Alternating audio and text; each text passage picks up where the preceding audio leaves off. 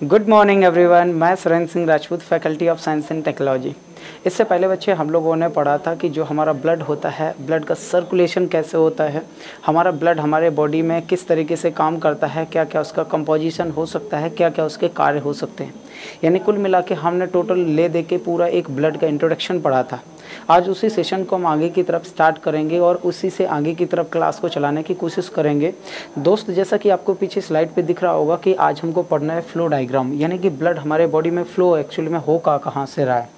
आपसे ये भी पूछा गया था, इससे पहले अपन ने पढ़ा था कि टाइप्स ऑफ ब्लड क्या होते हैं, ब्लड का इंट्रोडक्शन पढ़ा था। तो टाइप्स ऑफ ब्लड में अपन ने पढ़े थे कि ब्लड 3 प्रकार के होते हैं। कौन कौन से होते हैं? प्योर ब्लड, इम्प्योर ब्लड और मिक्स ब्लड।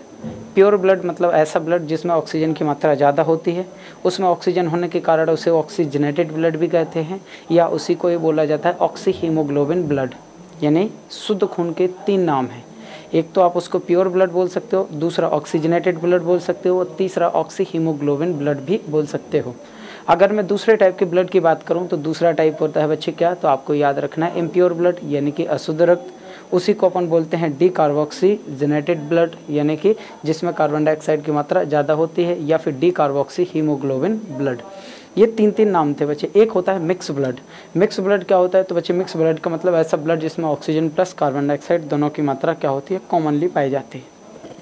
थोड़ा सा जब हम आगे चलते हैं तो हमारे सामने और चीज़ें ये परोसी जाती है कि सर ये प्योर ब्लड, इम्प्योर ब्लड और मिक्स ब्लड होता है, तो ये हमारे बॉडी में क्या तीनों एक ही साथ हैं? बिल्कुल हैं। प्योर ब्लड के बहाने के लिए अलग रास्ते होते हैं जिनको हम आर्टरीज बोलते हैं, जनरली भाषा में धमनी कहते हैं।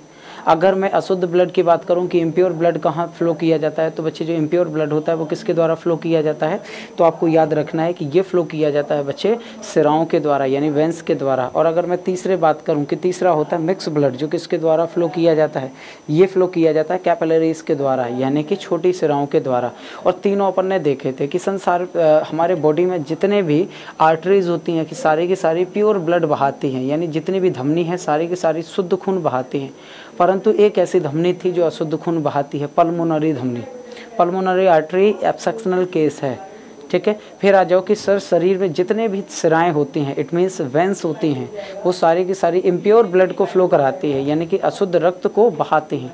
परंतु कुछ ऐसी वेंस भी होती हैं जैसे पल्मोनरी वेंस कहा जाता है, जिन्हें पल्मोनरी वेंस हमेशा कैसा ब्लड बहाती हैं? शुद्ध ब्लड बहाती है। और सबसे लास्ट में मैंने आपसे बोला था कि सर एक होती है कैपिलरी, यानी कि छोटी सिराएं जो कैसा ब्लड को फ्लो कराती हैं, तो आपको याद रखना है दोस्त, ये बहाती हैं मिक्स ब्लड को, जिनको छोटी सिराएं कहा जाता है। सर ये प्योर ब्लड, इम्प्योर ब्लड और मिक्स ब्लड, इनका कॉम्बिनेशन कैसे बनता है? तो आपको बताना है कि जहाँ से आपका प्योर ब्लड फ्लो हो रहा है, सपोज दैट मैं अगर अपने हाथ की बात करूँ तो मेरे हाथ में इस तरीके से क्या होती है, धमनी गई है, और बाहर की तरफ यानी शरीर के हर एक हिस्से तक हमारी जो आर्टरीज गई हैं उससे प्योर ब्लड जाता है, और वापस लौटता उसके जस्ट बगल से भी क्या होती है, वेंस होती है। यानी आर्टरी और वेंस एक दूसरे के पैरेलल होती हैं, समानांतर होती हैं। और समानांतर होती है तो एक तरफ से प्योर ब्लड जाता है और एक तरफ से इम्प्योर ब्लड आता है। इट मीन्स हम कह सकते हैं कि ऐसे हमारे बॉडी में क्या है, धमनी सिराएं, इससे शुद्ध खून जा रहा है तो अशुद्ध खून इससे वापस आ रहा है, एक दूसरे के अपोजिट में काम करते हैं। तो सर ये मिक्स ब्लड कहाँ गया? फिर प्योर ब्लड तो जाता है, इम्प्योर ब्लड बॉडी के हिस्से से आपके फेफड़ों तक आता है, तो ये जो छोटी सिराएं होती हैं जो मिक्स ब्लड बहाती हैं, ये हैं कहाँ पर? तो दोस्त इसके बारे में थोड़ा सा मैंने आपको पहले भी बोला था और फिर भी मैं आपको बोल रहा हूँ, ठीक है।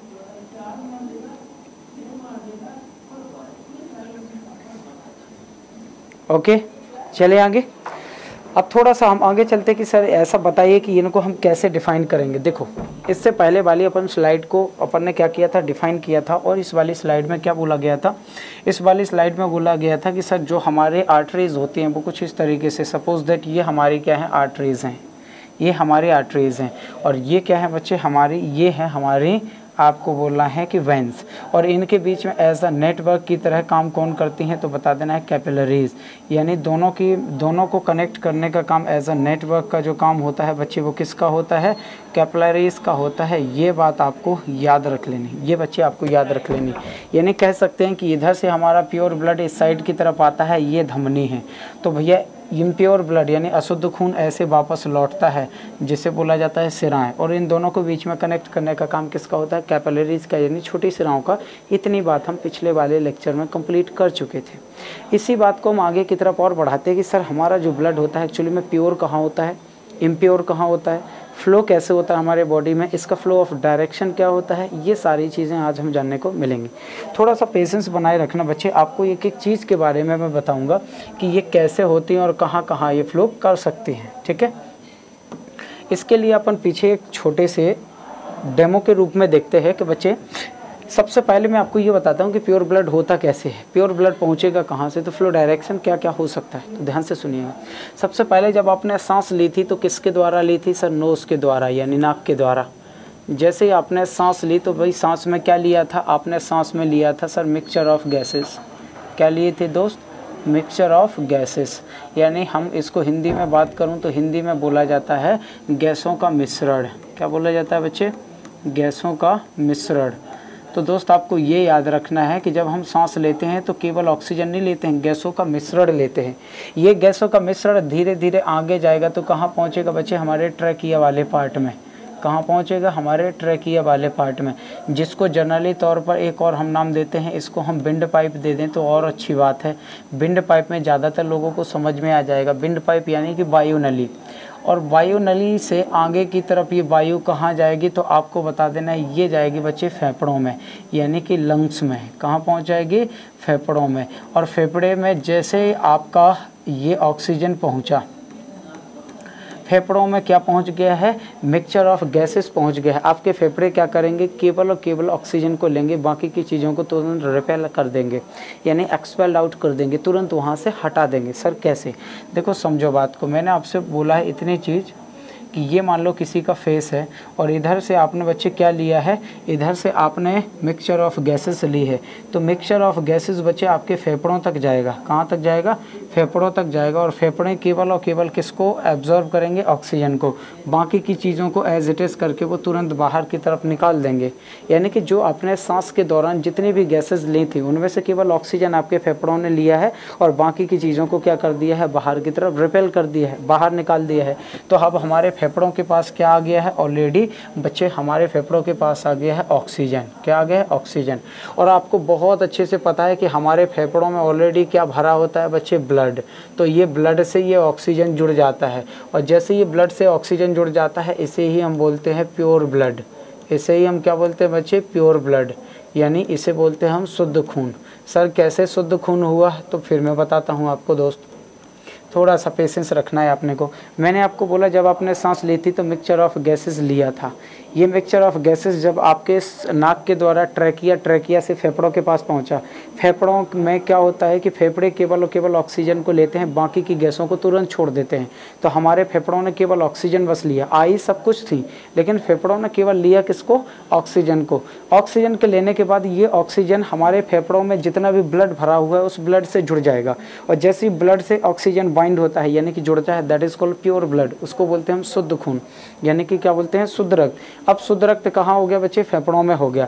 अब ये फेफड़ों से निकलेगा बच्चे प्योर ब्लड। ये प्योर ब्लड कहाँ निकलेगा, फेफड़ों से निकलेगा। तो कहाँ पहुँचेगा, आपको बता देना है पल्मोनरी वेंस में। कहाँ पहुँचेगा, पल्मोनरी वेंस में। और ये पल्मोनरी वेंस कहाँ होती हैं, तो आपको बोलना है हार्ट से कनेक्ट होती हैं। इसको बोला जाता है पल्मोनरी सिराएं, पल्मोनरी सिराएं। और बच्चे इस पल्मोनरी सिराओं में आपको याद रखना है कि ये वही सिराएं हैं। आपको पता है जनरली तौर पे कि शरीर में जितनी भी सिराएं होती है वो इम्प्योर ब्लड बहाती हैं, लेकिन पल्मोनरी सिराएं हमेशा प्योर ब्लड बहाती हैं। तो यहाँ ब्लड अभी प्योर है बच्चे, और प्योर ब्लड का मतलब ब्लड में ऑक्सीजन होना, और ब्लड में ऑक्सीजन मतलब हीमोग्लोबिन के साथ ऑक्सीजन होना। भैया ऑक्सीजन को ले जाना और ले आने का काम कौन करेगा, हीमोग्लोबिन ही तो करेगा।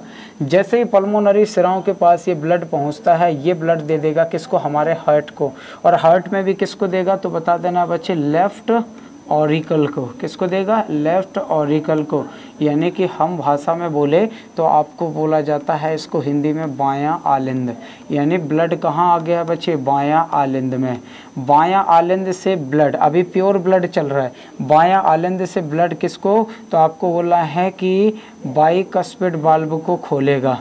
बाइकस्पिड वाल्व को क्या करेगा बच्चे, ओपन करेगा। बाइकस्पिड वाल्व क्या होगा बच्चे, ओपन, यानी द्विबलय कपाट खुलेगा। तो द्विबलय कपाट के खुलना या का खुलना। और जब इतनी चीज़ें हो जाती हैं तो जैसे ही दुई वाला कपाट खुलता है बच्चे, ब्लड कहाँ चला जाता है? नीचे, यानी कि लेफ़्ट वेंट्रिकल में। कहाँ चला जाता है? लेफ़्ट वेंट्रिकल में चला जाता है, यानी कि बायां निलय में।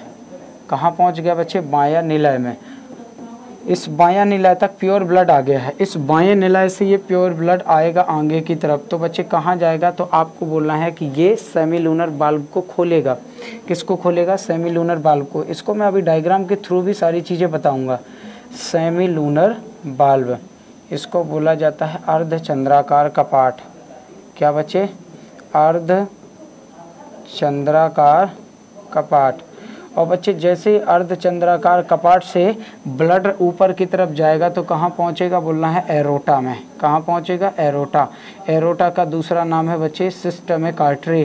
तो आपको बता देना एरोटा का दूसरा नाम क्या है बच्चे? Systemic artery. और हिंदी में बोलेंगे दैहिक धमनी। और ये वही धमनी है जो बच्चे हमारे बॉडी की क्या होती है? सबसे बड़ी धमनी होती है। दैहिक धमनी आपको स्टार कर लेना है बच्चे कहीं पर भी। दैहिक धमनी के बारे में कभी भी क्वेश्चन कहीं से भी बना सकता है, तो बता देना हमारे शरीर की सबसे बड़ी धमनी होती है दैहिक धमनी। क्लियर है? दैहिक धमनी तक ये प्योर ब्लड चल रहा है बच्चे। अभी ये ब्लड पूरा प्योर ही है, अभी कहीं पर इम्प्योर ब्लड नहीं है। अभी प्योर ब्लड यहाँ से जाएगा कहाँ पर? हमारे बॉडी में, यानी कि हमारे शरीर में जाएगा। और हमारे शरीर से बच्चे ये ब्लड कहाँ जाएगा? तो हमारे शरीर देंगी बच्चे सेल्स को। किसको देंगी? सेल्स, यानी कोशिकाओं को। और कोशिकाएं ये ब्लड किसको दे देती हैं? तो कोशिकाएं ये ब्लड दे देती हैं माइटोकॉन्ड्रिया को। यानी सेल से ये कहाँ पर पहुँचेगा? तो बता देना है माइटोकॉन्ड्रिया को। माइटोकॉन्ड्रिया। तो आपको ये भी याद रखना है बच्चे, माइटोकॉन्ड्रिया। क्लियर है? हाँ जी। अब देखो बच्चे, माइटोकॉन्ड्रिया तक प्योर ब्लड पहुंच गया। अब जैसे माइटोकॉन्ड्रिया में प्योर ब्लड पहुंचता है, ये ऑक्सीजन करता क्या है? यहाँ तक ब्लड कैसा आया है? यहाँ तक ब्लड आया है ऑक्सीजन के साथ हीमोग्लोबिन। ठीक है? और ये प्योर ब्लड यहाँ तक माइटोकॉन्ड्रिया तक आ चुका है। माइटोकॉन्ड्रिया में क्या होता है कि सर ये जो हीमोग्लोबिन था ये ब्लड में था, तो ये जो ऑक्सीजन होता है माइटोकॉन्ड्रिया में हीमोग्लोबिन को छोड़ देता है और ब्लड में ही उपस्थित ग्लूकोज से जुड़ जाता है, यानी C6H12 और O6। इससे जैसे ही ऑक्सीजन जुड़ेगा ये बच्चे कन्वर्ट हो जाता है CO2 प्लस H2O और प्लस बच्चे एनर्जी। किस फॉर्म में? एनर्जी के फॉर्म में। क्लियर है? और कितनी एनर्जी? तो आपको पता ही है 38 ATP, 38 ATP। और अगर आपसे किलो कैलोरी में पूछे तो 686 किलो कैलोरी एनर्जी यहाँ से बनेगी। कहाँ पर? माइटोकॉन्ड्रिया में।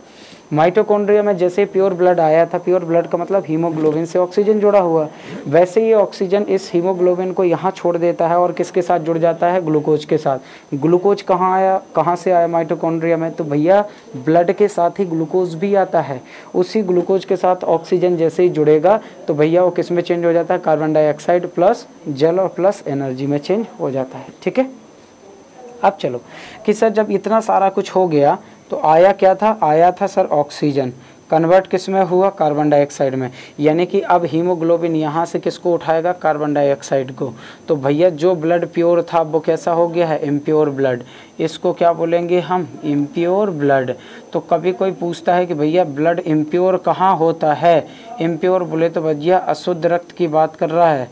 और दोस्त अगर आपसे अशुद्ध रक्त पूछता है कि अशुद्ध रक्त कहाँ पर होता है, तो बच्चे आपको बता देना माइटोकॉन्ड्रिया में हमारा अशुद्ध रक्त होता है। प्योर कहाँ होता है? फेफड़ों में।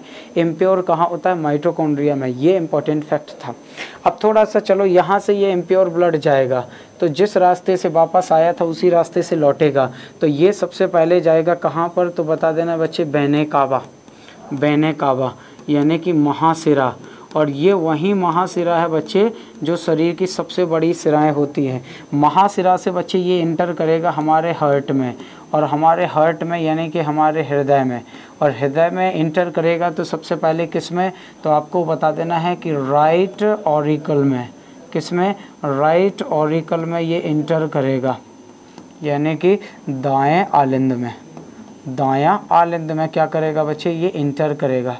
और दाएं आलिंद के बाद ये नीचे की तरफ आएगा तो राइट वेंट्रिकल में, यानी कि राइट वेंट्रिकल में। और राइट वेंट्रिकल का मतलब होता है दायां निलय में। दायां निलय। और दायां निलय से बच्चे होता क्या है, दायां निलय से ये ब्लड कहाँ जाएगा, तो दाएं निलय से ये ब्लड बच्चे ऊपर की तरफ जाएगा और जिसको बोला जाता है क्या, तो पल्मोनरी आर्टरी। क्या बोला जाता है, पल्मोनरी आर्टरी। यानी ये ब्लड कहाँ पहुँच गया है, पल्मोनरी आर्टरी। थोड़ा सा आगे लिख देता हूँ इधर, ठीक है। यहाँ से ब्लड जाएगा तो कहाँ पहुँचेगा बच्चे, यहाँ से पहुँचेगा पल्मोनरी आर्टरी में। पल्मोनरी आर्टरी हिंदी में क्या बोला जाता है, तो हिंदी में बच्चे बोलेंगे पल्मोनरी धमनी, पल्मोनरी धमनी। और बच्चे यहाँ से पल्मोनरी धमनी से ब्लड कहाँ जाएगा, तो पल्मोनरी धमनी से ये डायरेक्ट ब्लड चला जाता है हमारे फेफड़ों में। कहाँ चला जाता है, हमारे फेफड़ों में चला जाता है। यानी कहने का मतलब था कि यहाँ से प्योर ब्लड आया था, इम्प्योर होके वापस से इम्प्योर प्योर होने के लिए कहाँ चला गया, फेफड़ों के पास चला गया। यानी कुल मिला के हम ओवरऑल ये बात बोल सकते हैं कि जो हमारा ब्लड होता है वो प्योर कहाँ होता है, फेफड़ों में। इम्प्योर कहाँ होता है, तो बता देना माइटोकॉन्ड्रिया में। और माइटोकॉन्ड्रिया में हो क्या रहा है, तो बच्चे आपको पता है कि ऑक्सीजन कार्बन डाइऑक्साइड में कन्वर्ट हो रहा है, प्लस एनर्जी और जल बन रहा है। लेकिन समस्या ये है कि जब आप सांस छोड़ते हो बेटा, जैसे कार्बन डाइऑक्साइड हीमोग्लोबिन लेके आया था कहाँ तक, फेफड़ों तक। देखो हीमोग्लोबिन कार्बन डाइऑक्साइड लेके आ रहा ना, यहाँ सारा इम्प्योर ब्लड है और इधर से इधर ये प्योर ब्लड है। इधर तक प्योर ब्लड होता है, इधर से बच्चे इम्प्योर ब्लड हो जाता है। तो भैया प्योर ब्लड का मतलब क्या है, ऑक्सीजन हीमोग्लोबिन के साथ आना, और इम्प्योर ब्लड क्या है, कार्बन डाइऑक्साइड का हीमोग्लोबिन के साथ जाना। यानी कुल मिला के जो हीमोग्लोबिन होता है वही होता है जो ऑक्सीजन को लाता है और कार्बन डाइऑक्साइड को ले जाता है। क्लियर है। अच्छा, जब इतनी चीज़ें हो जाती हैं तो सर हमारे फेफड़ों में जैसे ही कार्बन डाइऑक्साइड आई थी, तो जब हम सांस छोड़ते हैं तो हमारे कार्बन डाइऑक्साइड बॉडी से बाहर हो जाती है और ऑक्सीजन अंदर हो जाती है। तो क्या कारण है, क्या जितनी कार्बन डाइऑक्साइड हमारी बॉडी में बनी थी वो सारी हम लोग बाहर छोड़ देते हैं? बोलना नहीं, बोलना बच्चे नहीं। देखो मैं बार बार बोल रहा हूँ कि जब आपके माइटोकॉन्ड्रिया में ग्लूकोज के साथ C6H12 और O6 इसके साथ जब ऑक्सीजन जुड़ा तो बच्चे ये किस में कन्वर्ट हुआ, CO2 प्लस H2O। एक्चुअली में ये पानी नहीं है बच्चे, वेपर है, वाष्प होती है। और प्लस यहाँ एनर्जी बनती है, यानी कि ऊर्जा बनती है। क्या बनती है बच्चे, ऊर्जा बनती है। ये आपको ध्यान रखना है, ये क्या करना बच्चे, आपको ध्यान रखना है। तो एक बात बताओ मुझे, ये आया था ऑक्सीजन माइटोकॉन्ड्रिया के पास, किस में कन्वर्ट हो गया, CO2 में। तो ये पूरा CO2 जब आप सांस छोड़ते हैं तो क्या बॉडी से बाहर हो जाता है? बोलना नहीं। अगर इस CO2 को मैं अपने आप में 100% मान लूँ, तो क्योंकि कोई भी चीज़ अपने आप में 100% होती है, सो इस 100% में से 75 to 85% या 75 to 80% जो CO2 होती है, जब हम सांस छोड़ते हैं तो ये बॉडी से बाहर चली जाती है। लेकिन इसका बचा हुआ 20 से लेकर 25% जो कार्बन डाइऑक्साइड होती है, ये हमारे बॉडी में पड़ी रहती है। इस पड़ी रहने का मतलब है कि इसका काम क्या है, तो बता देना है कि दोस्त यही कार्बन डाइऑक्साइड आपके बॉडी में जो ये वेपर बनी थी ना, वाष्प बनी थी, एक्चुअली में ये वेपर है, पानी नहीं है, वेपर। और वेपर का फॉर्मूला और पानी का फॉर्मूला H2O होता है, इसलिए मैंने लिखा है बच्चे। यही पानी ये इस कार्बन डाइऑक्साइड के साथ मिलकर पता है क्या बना लेता है, H2CO3। और H2CO3 का मतलब होता है बच्चे कार्बोनिक एसिड। क्या होता है, कार्बोनिक एसिड। और इसी कार्बोनिक एसिड का उपयोग आपसे पूछ लिया जाएगा कि भैया ये बताओ कार्बोनिक अम्ल का उपयोग, कार्बोनिक अम्ल का उपयोग कहाँ किया जाता है? तो बच्चे ये वही एसिड है, जब आप डकार लेते हो तो डकार के साथ जो बाहर रिलीज़ होता है वो कार्बोनिक एसिड है। जो कोल्ड ड्रिंक्स वगैरह होते हैं ना, सॉफ्ट ड्रिंक होते हैं, जब आप ढक्कन खोलते हो तो कोल्ड ड्रिंक्स में कौन सी गैस यूज़ होती है, कार्बोनिक एसिड। कहाँ पर, कोल्ड ड्रिंक वगैरह में। क्लियर है, कहाँ पर बच्चे, कोल्ड ड्रिंक वगैरह में। आपको ये याद रखना है। तो ये था हमारा फ्लो ऑफ डायरेक्शन किसका, ऑक्सीजन का। यानी हमारे पूरे बॉडी में ये ऑक्सीजन जाता कहाँ कहाँ है, और जाता किसके साथ है, ब्लड के साथ। तो जनरली 4-5 चीज़ें देखने को मिलती हैं। क्या देखने को मिलती है कि सर शरीर की सबसे बड़ी धमनी एरोटा, सबसे बड़ी सिरा वेना कावा यानी कि महासिरा। फिर आगे आ जाता है कि सर हमारे हार्ट में एक साइड प्योर ब्लड बहता है, एक side impure blood. Left side हमेशा कैसा बहता है ब्लड, तो आपको बता देना है प्योर। और बच्चे राइट साइड कैसा बहता है, हमेशा प्योर ब्लड बहता है, इम्प्योर ब्लड बहता है। देखो कंफ्यूज हो गए ना, लेफ्ट साइड हमेशा शुद्ध और राइट साइड हमेशा अशुद्ध खून बहता है हमारे हार्ट में। इतनी चीज़ें जब देख ली हैं तो अब हम चलते हैं कि सर ब्लड के अंदर एक्चुअली में होता क्या क्या है। अब देखो ब्लड का फ्लो अपन ने देख लिया कि सर ब्लड का फ्लो कहाँ कहाँ हो सकता है और किस किस फॉर्म में वो हो सकता है, ये चीज़ अपन ने देख ली। अब आगे आते हैं बच्चे, जो मैंने अभी आपको पढ़ाया है वो यहीं पर लिखा हुआ है, ऑलरेडी लिखा हुआ है, तो चाहे इसको लिख लो चाहे उसको। आगे ये आते हैं कि सर हमारे ब्लड में होता है क्या क्या। हमारे ब्लड में कंपोजिशन होगा तो कोई ना कोई चीज़ें तो होंगी ना ब्लड में, बिल्कुल होंगी, डेफिनेटली होंगी। ब्लड में आरबीसी है, ब्लड में डब्ल्यूबीसी है, ब्लड में प्लेटलेट्स है, ब्लड में आपके अदर मटेरियल्स हैं, आयंस हैं, वाटर है, ये सारे का अगर मैं परसेंटेज की बात करूं कि सर ये बताइए कि कंपोजिशन ऑफ ब्लड में आएगा क्या, तो बच्चे कंपोजिशन ऑफ ब्लड का मतलब होता है कि ब्लड के अंदर है क्या क्या। तो मैं आपको यहाँ पर अगर आप समझ पा रहे हो तो अच्छी बात है, नहीं समझ पा रहे हो तो डोंट वरी, मैं इधर लिख रहा हूँ बच्चे अलग से। अगर आपसे ब्लड के स्ट्रक्चर की या कंपोजिशन के बारे में पूछे तो बता देना, ब्लड में दो तरीके के पदार्थ होते हैं बच्चे। एक को बोला जाता है सॉलिड मटेरियल, क्या बोला जाता है, सॉलिड मटेरियल यानी कि ठोस पदार्थ। और बच्चे दूसरे को बोला जाता है लिक्विड मटेरियल, क्या बोला जाता है, लिक्विड मटेरियल बोला जाता है, यानी कि वो द्रव पदार्थ होता है। क्या होता है बच्चे, द्रव्य पदार्थ होता है। अच्छा, ठोस पदार्थ और द्रव्य पदार्थ का मतलब क्या है, तो अब मैं बोलूँ कि ब्लड को यदि अपने आप में 100% मान लूँ तो इस 100% में जो 45% होता है ये होता है बच्चे हमारा कौन सा, सॉलिड मटेरियल, और जो 55% होता है ये होता है हमारा बच्चे लिक्विड मटेरियल। यानी कह सकते हैं कि हमारा ब्लड लिक्विड ज़्यादा है लगभग 55% और सॉलिड कितना है 45%। इस 45% में बच्चे तीन चीज़ें आएंगी, 1, 2 और 3। एक को बोलेंगे हम लोग आरबीसी, एक को बोलेंगे हम लोग डब्ल्यूबीसी और एक को हम लोग बोलेंगे बच्चे प्लेटलेट्स। क्या बोलेंगे, प्लेटलेट्स। हिंदी में क्या बोला जाता है, आरबीसी को लाल रक्त कणिकाएं, इसको अगर मैं चाहूँ तो लिख भी दूँ, लीजिए लाल रक्त कणिकाएं, इसको बोला जाता है बच्चे लाल रक्त कणिकाएं। इसको बोला जाता है वाइट ब्लड सेल यानी कि श्वेत रक्त कणिकाएं। तो बच्चे इसको आपको रट लेना है, क्या, श्वेत रक्त कणिकाएं। और दोस्त थोड़ा सा आगे की तरफ चलोगे तो प्लेटलेट्स को हिंदी में कहा जाता है बिंबाणु। क्या कहा जाता है, बिंबाणु कहा जाता है। अच्छा, जो आरबीसी होती हैं ये होती हैं बच्चे मिलियंस में, किस में होती हैं, मिलियंस में होती हैं, ठीक है। जो डब्ल्यूबीसी होती हैं ये होती हैं बच्चे थाउजेंड्स में, थाउजेंड्स मतलब हज़ारों में, ठीक है। और बच्चे जो प्लेटलेट्स होती हैं ये होती हैं लैक्स में यानी कि लाख में, आपको याद रखना है। ये किस में होती हैं बच्चे, मिलियन में, ये थाउजेंड में और ये लाख में। अगर मैं इसकी बात करूं कि सर ये मिलियंस में होती हैं, डेफिनेटली इनकी साइज़ कैसी होगी, छोटी, इसलिए इनको बोला जाता है स्मॉलेस्ट ब्लड सेल। क्या बोला जाता है बच्चे, स्मॉलेस्ट ब्लड सेल। क्यों बोलते हैं, क्योंकि आपको बहुत अच्छे से पता है कि जिनकी साइज़ छोटी होती है वही संख्या में ज़्यादा होती हैं। तो बच्चे इनकी साइज़ छोटी होती है इसीलिए तो ये मिलियंस में यानी संख्या में ज़्यादा होती है हमारे ब्लड में। इसलिए ब्लड की सबसे छोटी कोशिकाएं पूछे तो आपको आरबीसी का नाम लिखना है। और जो साइज़ में बड़ी होती हैं वो संख्या में कम होती हैं, भाई डेफिनेटली इसी बात है ना। तो अगर आपसे बोले कि थाउजेंड्स में ये होती हैं तो ये सबसे बड़ी होती है, इनको बोला जाता है largest blood cell, largest blood cell. Hindi में क्या बोलेंगे, हिंदी में बोला जाता है सबसे बड़ी रक्त कोशिकाएं। तो आपको डब्ल्यूबीसी लिख लेना, सबसे बड़ी रक्त कोशिकाएं डब्ल्यूबीसी लिख लेना, ठीक है बच्चे। अब आगे आते हैं कि सर इस लिक्विड में जो 55% है इसमें केवल एक ही चीज़ है और वो है प्लाज्मा। यानी प्लाज्मा अपने आप में 55% है, प्लाज्मा अपने आप में कितना है, 55% है पूरे ब्लड में। अब थोड़ा सा और आगे चलते हैं कि सर इसी 55% में अगर मैं 100% मान लूँ, इसी 55% को यदि मैं अपने आप में क्या मान लूँ बच्चे 100%, तो इसमें 90 से लेकर 92% तक तो होता है बच्चे वाटर। क्या होता है, वाटर यानी कि पानी। प्लाज्मा में अगर मैं आपसे बोलूं कि प्लाज्मा अपने आप में 55% था और इस 55% को यदि अपने आप में 100% मान लूं तो इसमें 90 से लेकर 92% तक होता है पानी। बच्चे इसी में 7 से लेकर 8% तक होते हैं क्या, तो आपको बता देना है प्रोटीन। क्या होते हैं बच्चे, प्रोटीन होते हैं। और अगर थोड़ा सा और मैं आगे चलूँ तो बच्चे इसमें 1 से लेकर 2% तक होते हैं आयंस। क्या होते हैं, आयंस होते हैं, ग्लूकोज होता है, ठीक है, सॉल्ट होते हैं यानी नमक होता है।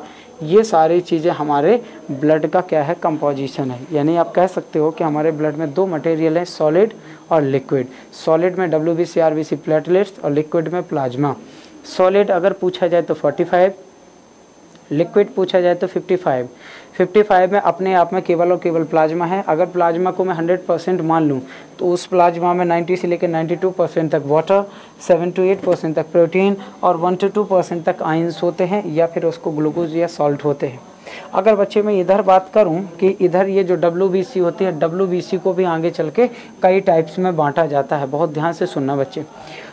RBC का दूसरा नाम एराइथ्रोसाइट्स होता है, WBC का दूसरा नाम ल्यूकोसाइट्स होता है और प्लेटलेट्स का तीसरा नाम थ्रोम्बोसाइट्स होता है। ये इनके साइंटिफिक नेम समझ लो, कुछ भी समझ लो आप। अब इधर आओ कि सर जो WBC होता है, इस WBC के भी आगे टाइप्स होते हैं, तो WBC के टाइप्स में कहाँ लिखूं बच्चे, ये मुझे मिटाना पड़ेगा। अब चलते हैं आगे कि सर WBC के टाइप्स देखो होते क्या क्या हैं और अपने को कितना चीज़ें याद रखना है। तो बच्चे WBC को जनरल तौर पर कितने भागों में डिवाइड किया जाता है, 2 भागों में। ये जो WBC था ना, इसी WBC को हम 2 भागों में डिवाइड करते हैं। एक को बोला जाता है बच्चे ग्रेनुलोसाइट्स, ग्रेनुलोसाइट्स हिंदी में बोलते हैं कणिकामय। ऐसी WBC जिसके अंदर छोटे छोटे पार्टिकल्स पाए जाते हैं, कण पाए जाते हैं, तो कणिकामय WBC। और एक होती है ए ग्रेनुलोसाइट्स, ठीक है। हिंदी में क्या बोलेंगे, कणिकामय, कणिकामय, यानी कि इसमें वो WBC आती हैं जिसके अंदर पार्टिकल्स नहीं होते, मतलब WBC का कोई आकार नहीं होता, तो ये WBC होगी।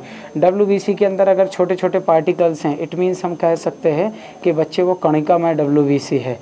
और अगर ऐसी WBC कि जिसका कोई आकार तो होता ही नहीं है, ये तो आपको पता है, सबको फिक्स पता है कि WBC का कोई आकार नहीं होता, और अगर इसके अंदर कोई भी पार्टिकल्स नहीं है, इट मीन्स इसको बोलेंगे ए ग्रेनुलोसाइट्स, कणिकामय। क्लियर है? चले आगे बच्चे।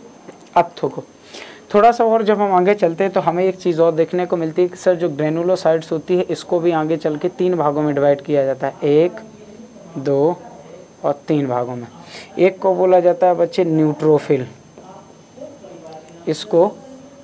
इसको मैं बता दूं, तीनों को एक साथ ऐसे कंबाइन कर दे रहा हूँ। 3 टाइप के ये ग्रेनुलोसाइट्स 3 टाइप्स के होते हैं, इसके 3 टाइप। एक ये हो गया पहला, और पहले को बोला जाता है बच्चे न्यूट्रोफिल,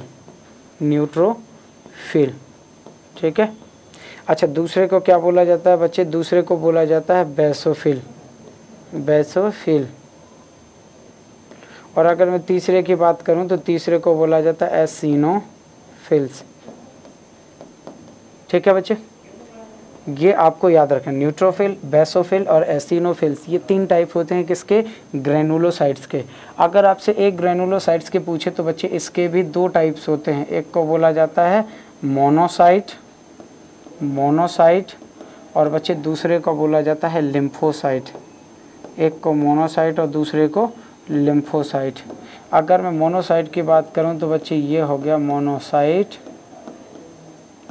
और दूसरा हो गया लिम्फोसाइट। और ये जो लिम्फोसाइट होता है ना, ये भी आगे चल के 2 भागों में डिवाइड होता है। ये लिम्फोसाइट भी आगे चल के 2 भागों में डिवाइड होता है भैया। एक को बोला जाता है बीटा लिम्फोसाइट और एक को बोला जाता है टारगेट लिम्फोसाइट, यानी T लिम्फोसाइट। क्लियर है? यानी हमने अभी तक पूरा क्लासिफिकेशन क्या पढ़ा है कि सर जो ब्लड होता है इसमें सॉलिड और लिक्विड। सॉलिड में RBC, WBC, प्लेटलेट्स, और भैया लिक्विड में प्लाज्मा। बस प्लाज्मा अपने आप में 55% होती है। अगर इसको 100% मान लूँ तो 90 से लेकर 92% तक इसमें पानी, 7 से 8% तक प्रोटीन, 1 से 2% तक उसमें आयंस, ग्लूकोज, सॉल्ट्स और जितने भी आयंस होते हैं वो सारे उपस्थित होते हैं।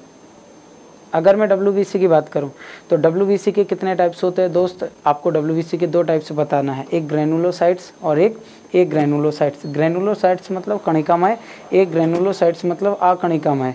कणिकामय आपका ऐसी WBC जिसके अंदर छोटे छोटे पार्टिकल्स पाए जाते हैं। अकणिका का मतलब ऐसी WBC जिसके अंदर छोटे छोटे पार्टिकल्स अनुपस्थित होते हैं। फिर आगे आओ कि जो कणिकामय होता है, कणिकामय के भी 3 टाइप हैं, न्यूट्रोफिल, बेसोफिल और इओसिनोफिल।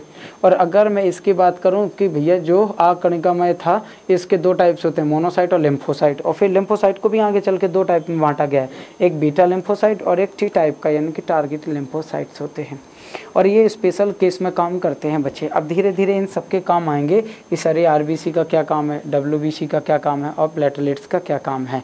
तो चलो सबसे पहले प्लाज्मा की हम अगर बात कर रहे थे तो सबसे ज़्यादा हमारे ब्लड में 55% प्लाज्मा था। क्या था बच्चा? 55% प्लाज्मा था। तो जैसा आपको इधर दिख भी रहा होगा कि बच्चे आरबीसी, डब्ल्यूबीसी, प्लेटलेट्स टोटल मिला के 45%, 55% में बच्चे प्लाज्मा होता है, बाकी का बचा हुआ 1% में आपकी डब्ल्यूबीसी और प्लेटलेट्स के करीब करीब होता है। यानी कि अगर मैं डब्ल्यूबीसी, आरबीसी और प्लेटलेट्स के रेशियो की बात करूं तो रेशियो कभी कभी पूछ लिया जाता है कि ये बताइए सर आरबीसी, डब्ल्यूबीसी और प्लेटलेट्स इनका रेशियो कितना होता है। तो बच्चे अगर मैं इनके रेशियो की बात करें तो आपके पास यदि 600 आरबीसी हैं तो उसमें 40 एक डब्ल्यूबीसी और बच्चे आपके 40 प्लेटलेट्स होने चाहिए। ये आपके पास डेटा होना चाहिए।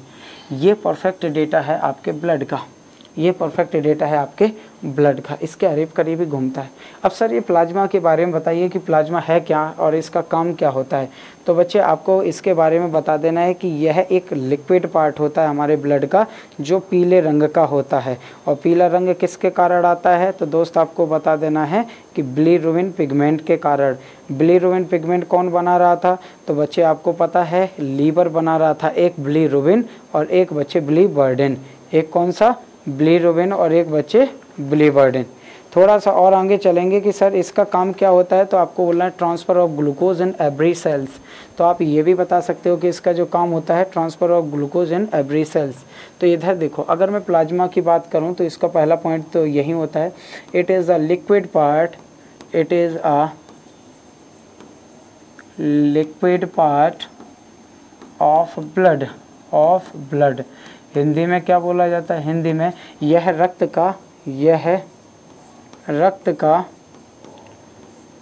का द्रवित भाग है, यानी लिक्विड वाला भाग है, द्रवित भाग है। क्लियर है बच्चे? अगर मैं दूसरे की बात करूं कि ये किस कलर का होता है तो आपको बता देना है, it is a pale yellow colour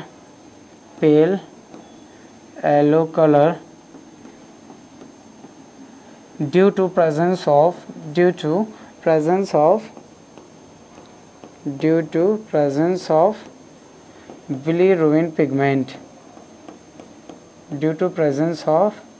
bilirubin pigment। और बच्चे ये बिलीरुबिन पिगमेंट कौन बनाता है? तो बता देना है लीवर। यानी कि आप बता सकते हो कि प्लाज्मा का रंग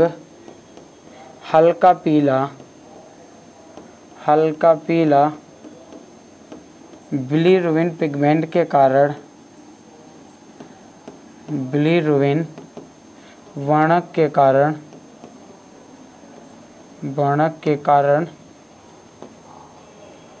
होता है। अब आगे आ जाओ कि सर ये बिलीरुबिन पिगमेंट है क्या। देखो ध्यान से, हमने आपको बोला था कि आपका लीवर 2 पिगमेंट बनाता है। आपका जो लीवर होता है यकृत 2 पिगमेंट बनाता है, एक है बिलीरुबिन और एक है बच्चे बिलीवर्डिन। क्या है? बिलीवर्डिन। एक बिलीरुबिन और बच्चे दूसरा क्या है? बिलीवर्डिन। तो अगर मैं इसको बोलूं कि सर ये है बिलीरुबिन और ये है बिलीवर्डिन, क्या है? बिलीवर्डिन। दोनों किसके द्वारा बनाए जाते हैं? लीवर के द्वारा। बिलीरुबिन कैसा कलर देता है? येलो कलर यानी कि पीला रंग। और ये जो बिलीवर्डिन होता है ये ग्रीन कलर यानी कि हरा रंग किसको देता है? बहुत ध्यान से सुनिएगा। बिलीरुबिन हमारे ब्लड में उपस्थित प्लाज्मा को पीला रंग देता है। अगर ये ज़्यादा बन जाए तो हमारी बॉडी ज़्यादा पीली पड़ जाती है, जिसको हम जॉन्डिस या पीलिया बोलते हैं जनरली तौर पर। ठीक है, यानी कि अगर बिलीरुबिन ज़्यादा बढ़ जाता है तो हमको जॉन्डिस हो जाता है, हमको पीलिया हो जाता है। लेकिन बच्चे अगर इसकी बात करूं कि बिलीवर्डिन ये हरा रंग किसको देता है, तो आपको यहाँ से ध्यान रखना है कि ये हमारे लीवर के द्वारा बनाया गया एक जूस होता है पित्तरस, बाइल जूस, उसको ये हरा रंग देने का काम करता है। तो यहाँ से एक और अच्छा क्वेश्चन मिल गया कि जो बाइल जूस होता है, पित्तरस होता है, इसका कलर कैसा होता है? आपको बता देना है किस कलर का होता है बच्चे? हरे कलर का होता है। ठीक है, इतनी सारी चीज़ें। अब मुझे बताओ यहाँ तक अगर कोई दिक्कत हो तो फिर मैं आगे की तरफ चलूँ। और मुझे नहीं लगता कि इतनी सारी चीज़ों में इतने छोटे छोटे जो पॉइंट्स होते हैं इनमें आपको कोई दिक्कत होने वाली है, क्योंकि ये सारे पॉइंट ऑलरेडी मैं आपको क्या करवा रहा हूँ, कवर करवा रहा हूँ। और इसी पॉइंट्स को आपको आगे की तरफ बहुत अच्छे से बच्चे पकड़े रहना है, और हर एक एग्ज़ाम में कुछ इसी तरीके से आपके पॉइंट बनाएगा। क्या करेगा बच्चे? पॉइंट बनाएगा। अब देखो सर, अगर आपसे बोले कि सर प्लाज्मा के बारे में और थोड़ा सा बताइए, तो आपको प्लाज्मा के बारे में पता ही है कि प्लाज्मा अपने आप में 55% था पूरे ब्लड में। हाँ जी सर। इसी को यदि अपने आप में 100% अगर मान लो, तो इस 100% में से 90 से लेकर 92% तक सर अभी आपने बताया कि इतना तो पानी होता है इसमें। क्या होता है? पानी। अच्छा, 7 से लेकर 8% तक बच्चे इसमें क्या होता है, तो बता देना है प्रोटीन होता है, प्रोटीन होता है। और बच्चे 1 से लेकर 2% तक, 1 से लेकर 2% तक इसमें क्या होता है? आयंस होते हैं। क्या होते हैं दोस्त? आयंस होते हैं, यानी कि लवण वगैरह होते हैं हमारे ब्लड में। क्लियर है? मेन काम क्या होता है प्लाज्मा का? तो प्लाज्मा का मेन काम आपसे पूछे तो देखो इसमें प्रोटीन के पार्टिकल्स भी होते हैं ना, मैंने आपको बोला ना, प्रोटीन, वाटर, सॉल्ट, मिनरल्स, ये सब कुछ होता है। अगर आपसे प्लाज्मा का मेन काम पूछे तो आपको बताना transfer of glucose in every cells. कोशिका, हर एक शरीर के हर एक कोशिका तक क्या पहुंचाना? ग्लूकोज को पहुंचाना। फिर से सुनो, शरीर की हर एक कोशिका तक ग्लूकोज को पहुंचाने का काम आपके प्लाज्मा का हो जाएगा। कुल मिला के आपका ये था। आपको प्लाज्मा से इतनी चीज़ें याद रखना है। बोलो क्लियर है यहाँ तक? चलें, अब मैं चलता हूँ अपने अगले सेशन की तरफ। अगला सेशन में क्या रहेगा बच्चे? बहुत ध्यान से सुनिएगा। जैसे अपन ने प्लाज्मा में पढ़ा है, वैसे ही प्लाज्मा का कंपोजिशन में तो ऑलरेडी मैं आपको बता चुका हूँ कि सर अगर आपसे बोले कि आपके शरीर में प्लाज्मा बनता कहाँ है बच्चे, है ना, प्लाज्मा का थोड़ा सा और देखो। प्लाज्मा अगर आपसे पूछे कि बनता कहाँ है, तो बहुत ध्यान से सुनना बच्चे। ये क्या होता है? एक पूरे की पूरी एक हड्डी होती है, और हड्डियों के बीचों बीच खाली स्थान को बच्चे हम लोग क्या बोलते हैं? Bone marrow. क्या बोलते हैं? बोन मैरो, यानी कि अस्थि मज्जा। तो बच्चे ये एक अस्थि मज्जा का एग्जाम्पल है। ये जो पीले कलर का आपको दिख रहा है, दैट इज़ कॉल्ड प्लाज्मा। ये क्या है बच्चे? प्लाज्मा है। यानी जो पीले कलर का आपको दिखाई दे रहा है, ये बच्चे क्या है? प्लाज्मा है। अच्छा, यहाँ पर जो ये उल्टे सीधे आपको थोड़ा बहुत उगड़ खाबड़ ये वाइट कलर के पार्टिकल्स दिख रहे हैं ना, ये है बच्चे प्लेटलेट्स, हमारे बिंबाणु, जिनको क्या बोला जाता है? प्लेटलेट्स बोला जाता है। और अगर आप इनकी बात करो कि ये जो पूरे रेड कलर के हैं, ये हैं भैया आपकी आरबीसी, यानी रेड ब्लड सेल्स, जिसको जनरली भाषा में या साइंस की भाषा में एराइथ्रोसाइट्स कहा जाता है। एराइथ्रोसाइट्स कहा जाता है। प्लेटलेट्स को बच्चे थ्रोम्बोसाइट्स कहा जाता है। अगर प्लेटलेट्स को साइंस की भाषा में बोलो तो बच्चे इसको बोला जाता है थ्रोम्बोसाइट्स। ठीक है, चलो आगे आओ कि भैया फिर ये ल्यूकोसाइट्स क्या है? ये जो बड़े बड़े हैं ये ल्यूकोसाइट्स क्या है? ये हैं बच्चे डब्ल्यूबीसी। देखो सबसे बड़ी कौन है? डब्ल्यूबीसी है कि नहीं? सबसे बड़ी भी दिखाई दे रही। ये है ल्यूकोसाइट, यानी कि ये हैं डब्ल्यूबीसी। तो आपको ध्यान रखना है, चाहे वो डब्ल्यूबीसी की बात करें, चाहे आरबीसी की बात करें, चाहे प्लेटलेट्स की बात करें, और चाहे प्लाज्मा की बात करें, यानी ओवरऑल कंप्लीट ब्लड का फॉर्मेशन कहाँ होता है? हड्डियों के बीच में। और हड्डियों के बीच के खाली स्थान को बच्चे क्या बोला जाता है? खाली स्थान को बोला जाता है बोन मैरो, यानी कि अस्थि मज्जा। क्या बोला जाता है? अस्थि मज्जा। क्लियर है? बस ये था हमारे प्लाज्मा से संबंधित पॉइंट। अब थोड़ा सा और आगे चलो कि सर ये तो था प्लाज्मा, अब बचा क्या है? आरबीसी। जो आरबीसी, डब्ल्यूबीसी और प्लेटलेट्स, ये जो बच्चे ये करेंगे हम अगली क्लास में। अभी अपन ने केवल ब्लड का फ्लो ऑफ डायरेक्शन जाना, कंपोजिशन ऑफ ब्लड जाना, और प्लाज्मा क्या होती है, कैसे काम करती है, प्लाज्मा के बारे में जाना। बस इतने ही पॉइंट आपको क्या करना है? अच्छे से याद कर लो। एग्जामिनर यहीं कहीं से आपके क्वेश्चन को घुमा के आपसे पूछ सकता है। अगर आपका कंसेप्ट क्लियर है तो आपको बिल्कुल भी डरने की ज़रूरत नहीं है। आई थिंक आप लोगों को ये क्लास बहुत पसंद आ रही होगी, तो दोस्तों को शेयर करना है और सभी लोगों को बताना है कि बच्चे मात्र 299 रुपये में complete biology as it is diagram based, और हर एक चीज़ पे हम लोग बात करेंगे। क्लियर है? 299 आपके लिए कुछ भी नहीं है, ये आपके एक पिज़्ज़ा खाने के बराबर है। इतने में अगर आपको 50 से 55 घंटे की कंप्लीट बायोलॉजी मिल रही है, इट मीन्स इससे अच्छा कुछ हो नहीं सकता। और यकीन मानो कि बेटा, आप जिस भी एग्ज़ाम में जनरल साइंस आती है वहाँ हर एक को कवर करते हुए मैं पढ़ाने की कोशिश कर रहा हूँ, और हर एक पॉइंट को कवर करते चलता हूँ। ठीक है दोस्त, मिलते हैं अगली क्लास में, तब तक के लिए जय।